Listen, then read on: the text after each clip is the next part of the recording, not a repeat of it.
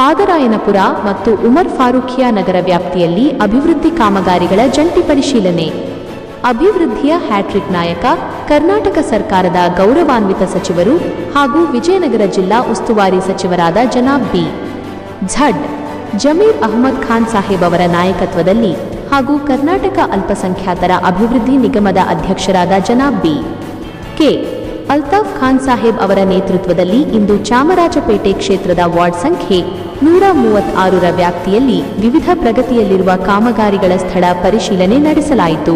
ಚಾಮರಾಜಪೇಟೆಯ ಜಗಜೀವನ ರಾಮನಗರ ವಾರ್ಡ್ಗೆ ಒಳಪಡುವ ಪಾದರಾಯನಪುರ ಹಾಗೂ ಉಮರ್ ಫಾರೂಖಿಯಾ ನಗರದ ಸುತ್ತಮುತ್ತಲಿನ ಪ್ರದೇಶಗಳಾದ 1ನೇ ಕ್ರಾಸ್, 2ನೇ ಮೇನ್, 3ನೇ ಮೇನ್, 4ನೇ ಮೇನ್ ಮತ್ತು 5ನೇ ಮೇನ್ ರಸ್ತೆಗಳಲ್ಲಿ ಬಿಡಬ್ಲ್ಯೂಎಸ್ಎಸ್ಬಿ ವತಿಯಿಂದ ಕೈಗೆತ್ತಿಕೊಳ್ಳಲಾಗಿರುವ ನೂತನ ಒಳಚರಂಡಿ ಪೈಪ್ಲೈನ್, ಕುಡಿಯುವ ನೀರಿನ ಪೈಪ್ಲೈನ್ ಅಳವಡಿಕೆ ಹಾಗೂ ಸಿಸಿ ರಸ್ತೆ ನಿರ್ಮಾಣ ಕಾಮಗಾರಿಗಳನ್ನು ಖುದ್ದಾಗಿ ಪರಿಶೀಲಿಸಲಾಯಿತು.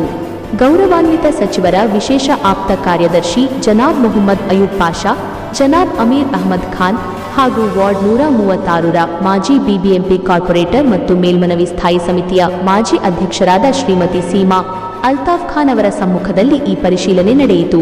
ಸ್ಥಳದಲ್ಲಿದ್ದ ಅಧಿಕಾರಿಗಳಿಗೆ ಕಾಮಗಾರಿಗಳನ್ನು ಯಾವುದೇ ಲೋಪದೋಷವಿಲ್ಲದೆ ಅತ್ಯಂತ ಗುಣಮಟ್ಟದಿಂದ ಮತ್ತು ನಿಗದಿತ ಸಮಯದೊಳಗೆ ಪೂರ್ಣಗೊಳಿಸಿ ಸಾರ್ವಜನಿಕರ ಬಳಕೆಗೆ ಮುಕ್ತಗೊಳಿಸುವಂತೆ ಕಟ್ಟುನಿಟ್ಟಿನ ಸೂಚನೆ ನೀಡಲಾಯಿತು. ಪ್ರಜಾಗಳ ಸೇವೆಗೆ ಸದಾ ಸಿದ್ಧ. ಚಾಮರಾಜಪೇಟೆಯ ಸರ್ವಾಂಗೀಣ ಅಭಿವೃದ್ಧಿಯೇ ನಮ್ಮ ಮುಖ್ಯ ಗುರಿ.